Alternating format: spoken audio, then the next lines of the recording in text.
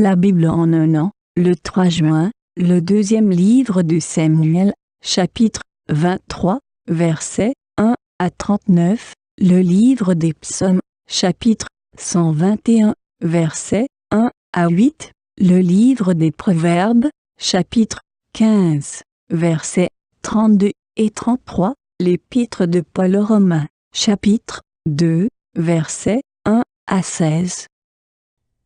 2 Samuel, chapitre 23. Voici les dernières paroles de David.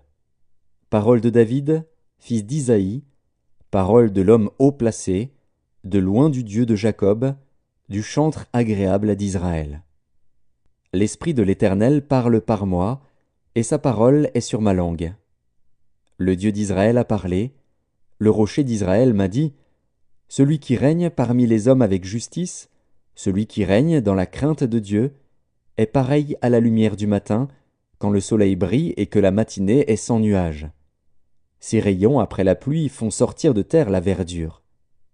N'en est-il pas ainsi de ma maison devant Dieu, puisqu'il a fait avec moi une alliance éternelle, en tout point bien réglée et offrant pleine sécurité?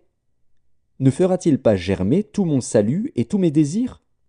Mais les méchants sont tous comme des épines que l'on rejette, et que l'on ne prend pas avec la main. Celui qui les touche s'arme d'un fer ou du bois d'une lance, et on les brûle au feu sur place. Voici les noms des vaillants hommes qui étaient au service de David. Josheb Bas-Shébet, le Tachkémonite, l'un des principaux officiers. Il brandit sa lance sur 800 hommes, qu'il fit périr en une seule fois. Après lui, Éléazar, fils de Dodo, fils d'Akoshi. Il était l'un des 3 guerriers qui affrontèrent avec David les Philistins rassemblés pour combattre, tandis que les hommes d'Israël se retiraient sur les hauteurs. Il se leva et frappa les Philistins jusqu'à ce que sa main fût lasse et qu'elle restât attachée à son épée. L'Éternel opéra une grande délivrance ce jour-là. Le peuple revint après Éléazar, seulement pour prendre les dépouilles. Après lui, Shamma, fils d'Agé, d'Arar. Les Philistins s'étaient rassemblés à Léchi. Il y avait là une pièce de terre remplie de lentilles, et le peuple fuyait devant les Philistins. Shamma se plaça au milieu du champ, le protégea et battit les Philistins. Et l'Éternel opéra une grande délivrance. 3 des 30 chefs descendirent au temps de la moisson et vinrent auprès de David, dans la caverne d'Adullam, lorsqu'une troupe de Philistins était campée dans la vallée des Réphaïm.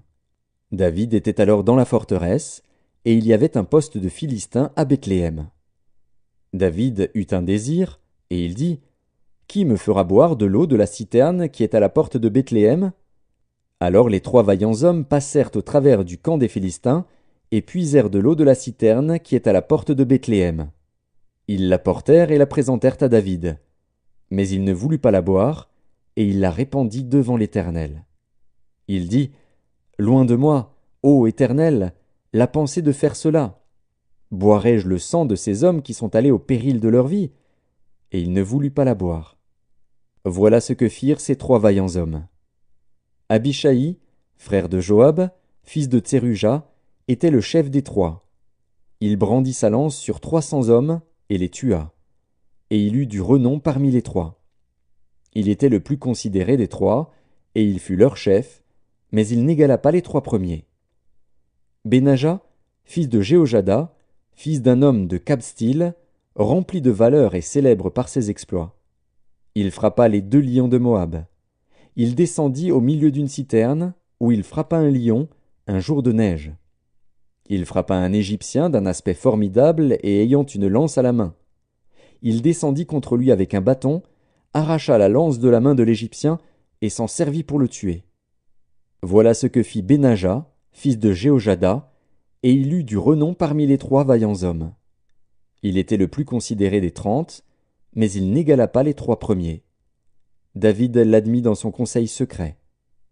Asaël, frère de Joab, du nombre des 30, Elkanan, fils de Dodo, de Bethléem, Shamma, de Harod, Elika, de Harod, Héletz, de Pélet, Ira, fils d'Ikesh, de Tekoa, Abiézer, d'Anatoth, Mebunaï, de Husha, Salmon, d'Akoar, Maharaï, de Netopha, Éleb, fils de Baana, de Netopha, Itaï, fils de Ribaï, de Gibéa des fils de Benjamin, Benaja, de Piraton, Hidaï, de Nakalé-Gaash, Abi-Albon, d'Araba, Azmavet, de Barcum, Eliashba, de Shaalbon, Bené-Jachen, Jonathan, Shama, d'Arar, Akiam, fils de Charar,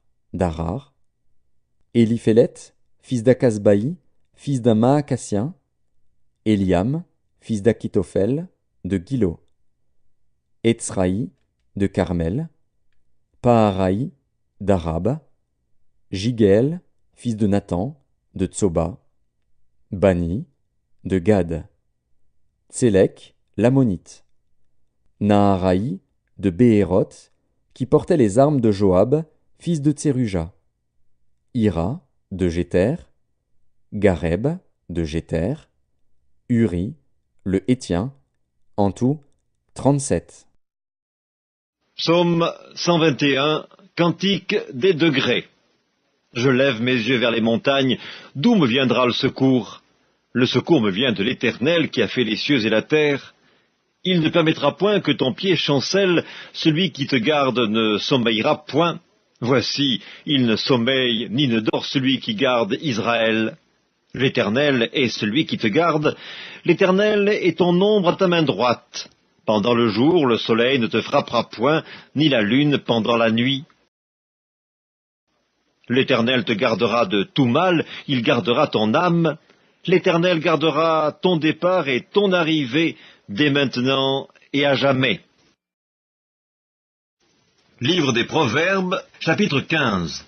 Celui qui rejette la correction méprise son âme, mais celui qui écoute la réprimande acquiert l'intelligence. La crainte de l'Éternel enseigne la sagesse, et l'humilité précède la gloire. L'épître de Paul aux Romains, chapitre 2. Ô homme, qui que tu sois, toi qui juges, tu es donc inexcusable, car en jugeant les autres tu te condamnes toi-même, puisque toi qui juges, tu fais les mêmes choses. Nous savons en effet que le jugement de Dieu contre ceux qui commettent de telles choses est selon la vérité. Et penses-tu, ô homme, qui juge ceux qui commettent de telles choses et qui les fait, que tu échapperas au jugement de Dieu? Ou méprises-tu les richesses de sa bonté, de sa patience, de sa longanimité, ne reconnaissant pas que la bonté de Dieu te pousse à la repentance? Mais par ton endurcissement et par ton cœur impénitent, tu t'amasses un trésor de colère pour le jour de la colère et de la manifestation du juste jugement de Dieu, qui rendra à chacun selon ses œuvres, réservant la vie éternelle à ceux qui par la persévérance à bien faire cherchent l'honneur, la gloire et l'immortalité, mais l'irritation et la colère à ceux qui, par esprit de dispute, sont rebelles à la vérité et obéissent à l'injustice. Tribulation et angoisse sur toute âme d'homme qui fait le mal, sur le juif premièrement, puis sur le grec. Gloire, honneur et paix pour quiconque fait le bien, pour le juif premièrement, puis pour le grec. Car devant Dieu il n'y a point d'acception de personne. Tous ceux qui ont péché sans la loi périront aussi sans la loi, et tous ceux qui ont péché avec la loi seront jugés par la loi. Ce ne sont pas en effet ceux qui écoutent la loi qui sont justes devant Dieu, mais ce sont ceux qui la mettent en pratique qui seront justifiés. Quand les païens qui n'ont point la loi font naturellement ce que prescrit la loi, ils sont, eux qui n'ont point la loi, une loi pour eux-mêmes. Ils montrent que l'œuvre de la loi est écrite dans leur cœur, leur conscience, en rendant témoignage, et leurs pensées s'accusant ou se défendant tour à tour. C'est ce qui paraîtra au jour où, selon mon évangile, Dieu jugera par Jésus-Christ les actions secrètes des hommes.